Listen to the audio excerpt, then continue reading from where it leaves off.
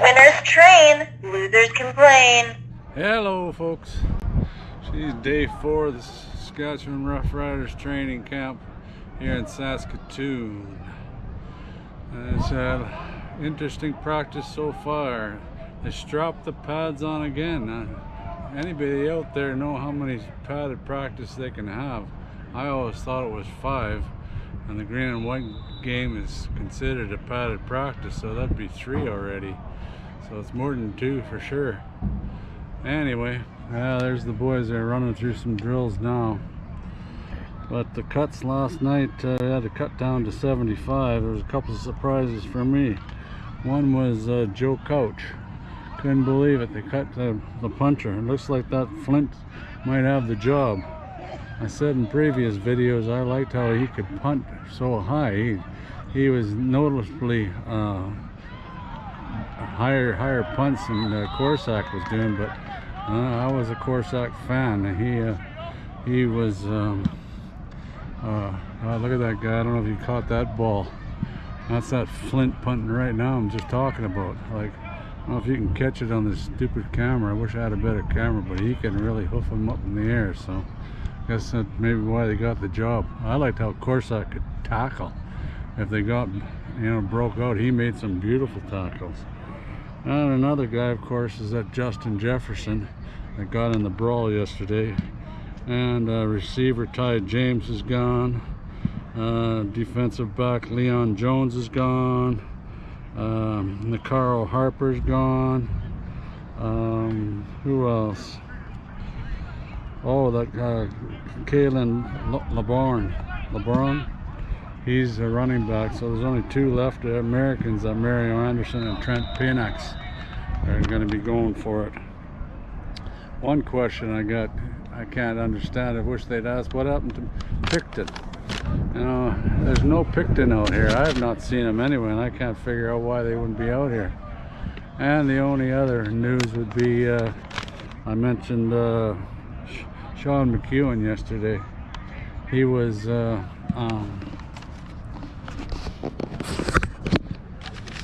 I mentioned Sean McEwen going limping off, and it looks like he's sitting on the end zone with crutches. Oh man, is that the offensive woes starting early? Don't like that at all. Oh well, that's the way it goes in football. And a good thing we got all these old linemen in camp. Right now they've been using Gagnon in the center and Zach Fry quite a bit, so I guess that'll be the people who are stepping up. I don't know if he's out for long or not. If he's, don't look good if you got sticks, walking around on sticks. I haven't seen him actually walk. He's been sitting there the whole morning.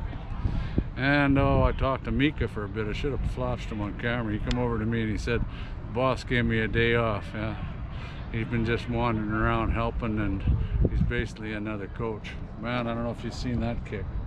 Holy moly, that's one thing that kid, I'll see if you can get a picture of this. Oh, he's taking a break now. But that guy can really hoof it, I'll tell you. Like this, what's impressive with him is his height. Like he really, here, I'll see if you can get it. Look at that. Even the crowd went, whoa. Unreal. All right, I'll get back to you after practice. That's about it so far. Well, that's day 4 wrapped up at Griffith Stadium here at the Saskatchewan Roughriders training camp. They're still out there doing a little stretching and talks. They talk to them after every practice, and then lots of times they go into groups of linebackers and etc., running backs. I talked to Mika a bit today. I didn't have my camera on me. He come over to me and he says, Coach, give me a day off. It's Veterans Day off for Mika. He was out there. He's like a valuable coach out there. He was helping in all the drills. I mentioned in my earlier segment about Picton. I did see him out here today. He was wearing his sweatpants, and he had his jersey on. Maybe he didn't have his jersey on before. I didn't notice him out here, but that's I had a spotting him I heard the Herman brothers, they put them on suspended list so they could make room for a couple more players, because now that they cut down to 75, it's you're able to put a couple more guys on the roster, keep a couple more guys on the roster, and put them on suspended. There was a couple of really nice plays. They had a fair bit of oh, I gotta try to get out of the wind here. They had a fair bit of against defense with a full squad.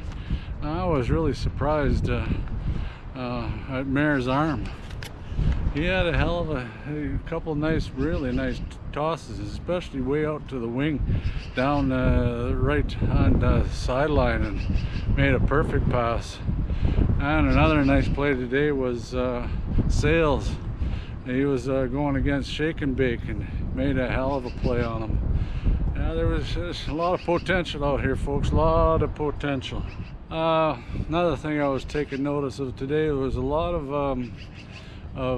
when they do the one-on-one drills, they're doing a lot of with the running back in the back behind the lineman, and then they'd rush or they'd have a blitzing linebacker.